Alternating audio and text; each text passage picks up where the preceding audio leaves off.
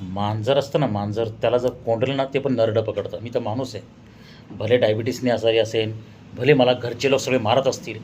पण 45 दिवसापूर्वी जेव्हा हल्ला झाला ना, मला माहीत होतं हल्ला करणाऱ्यांनी. महेश लोळगे म्हणून तो बाजूचा आहे आणि नितीन मुखेडकर. मला माहीत होतं. रात्री मला ते नपुसंक, हे ते आणि ते म्हणे शरद पवारने तुझा गेम केला, असं केलं तसं केलं आहे.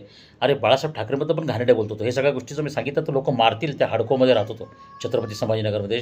मनीषाचा शेजारी आहे. त्यांची 30,000 रुपयाची फी यायची आहे. इतके घाणेरडे विकृत कारस्थानं केली त्यांनी. त्यांनी मला धमक्या दिल्या. मग मी काय केलं दुसऱ्या दिवशी सकाळी, जेव्हा त्यांनी माझ्यावर हल्ला केला, तर मी शरद पवारांच्या पीएला फोन लावला. मनीषाला त्यांना म्हटलं की मनीषाचा जीव धोक्यात आहे, आम्हाला मारलं जात आहे. ते सगळं लाईव्ह ट्रॅकिंग केलं मी, ते सगळं व्हिडिओ टाकलं आणि शरद पवारांना त्यांच्या पीएने फोन केला. तेव्हा ते खिमापाव खात बसला होता तो पीए. मग त्याला सांगितलं, मग त्याने अर्जंट पत्र दिलं. कारण शरद पवार काय बोलले मनीषाताईंना की तुम्हाला संकट आलं तर मला कळवा.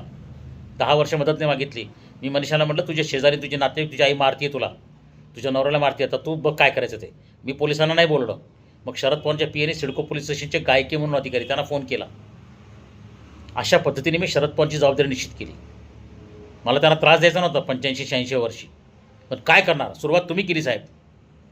तुम्ही इतका घाव घातला माझ्या आयुष्यावर की माझी काही इज्जत राहिली नाही. माझ्या बायकोच्या मनात नाही, शेजाऱ्यांच्या काही नाही.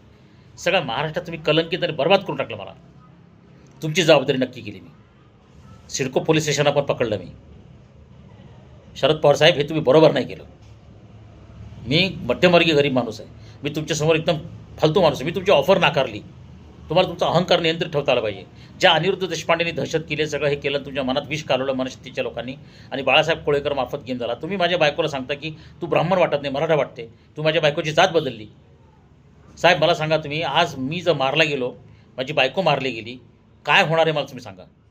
तुमच्या नातवंडांना तुम्ही काय उत्तर देणार, महाराष्ट्राला काय उत्तर देणार. माझ्यासारख्या एक सामान्य माणसाला मारण्यात काय बुद्धी लावली साहेब तुम्ही. तर त्या दिवशी मी काय केलं, मी तुमची जबाबदारी निश्चित केली. मी तुमच्यावर शिवीगाळ नाही केली, लोकांना तुमची खिल्ली ओढली, अपमान केला, तसं नाही केलं. मी 500 ठिकाणी प्रार्थना केली, यज्ञ केले तुमच्यासाठी. तुम्ही पंतप्रधान व्हावं म्हणून स्वामीजींनी जीव धोक्यात घातला, मी जीव धोक्यात घातला. साहेब तुम्हाला कधीच आपली आणि परकी माणसं कळली नाहीत. हाच खरा धोका आहे तुमच्याबद्दल.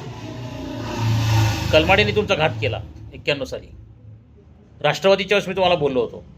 तुम्हाला हे सगळं माहिती आहे. तुम्ही आम्हाला बारामतीला बोलवलेलं आहे. सगळ्या पवार कुटुंबी आम्हाला ओळखतात. साहेब तुमच्या कोणीतरी विष कालवलं लोक. शेवटी IPLमध्ये काय झालं साहेब, त्यांच्यामुळे तुम्ही बदनाम झालात, लवासामुळे तुम्ही बदनाम झालात, माझ्यामुळे नाही. आम्ही तुम्हाला शक्ती दिली साहेब. आता माझ्या बायकोचं संरक्षण तुम्ही करा साहेब. शरद पवार साहेब, डॉक्टर मनीष संरक्षण तुम्ही करा. मी चाललो आहे जगातून.